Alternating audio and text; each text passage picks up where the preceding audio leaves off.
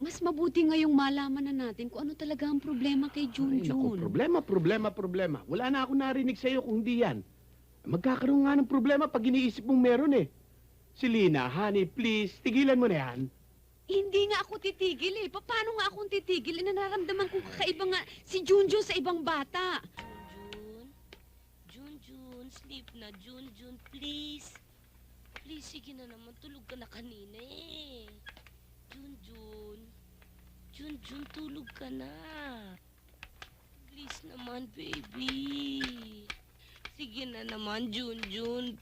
Please, my yaya is very sleepy. Junjun, sige na matulog ka na, please. Junjun, sige na naman, oh, please.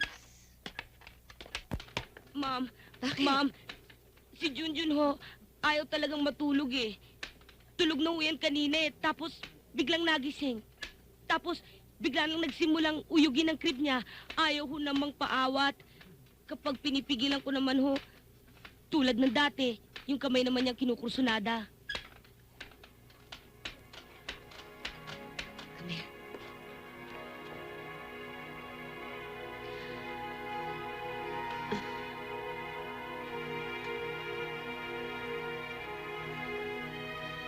Junjun.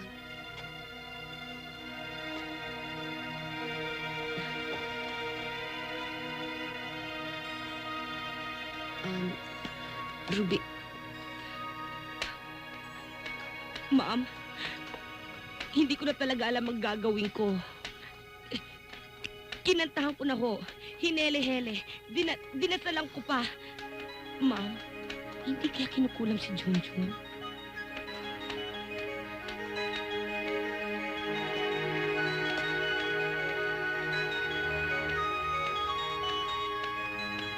Can you hear this, Junjun?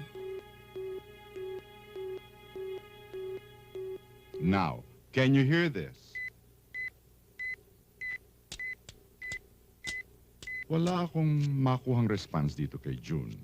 Kung ito ang pagbabatayan natin, may diferensya nga ang pandinig ng bata.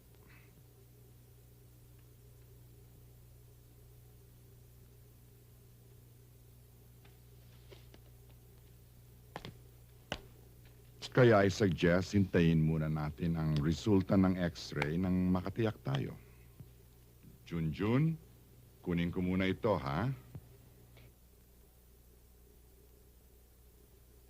Tut, tut, tut, tut, tut, tut, tut, tut, tut.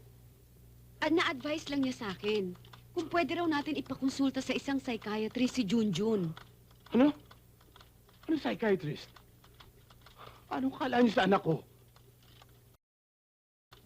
Mike, hindi naman lahat ng dinadala sa psychiatrist.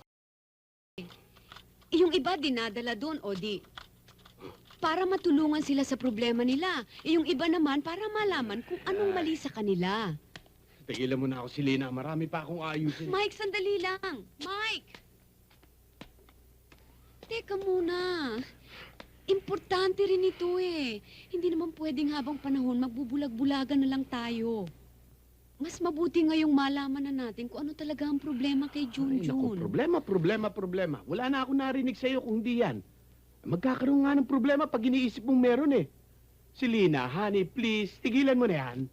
Hindi nga ako titigil eh. Paano nga akong titigil? Nararamdaman kong kakaiba nga si Junjun sa ibang bata. Ay, hindi ako matatahimik. Bahala ka. Kung gusto mong guluhin ang sarili mo, nasa sa'yo yun. Pero si Lina, walang dadalhin, walang pupunta sa psychiatrist. Definitely not my son.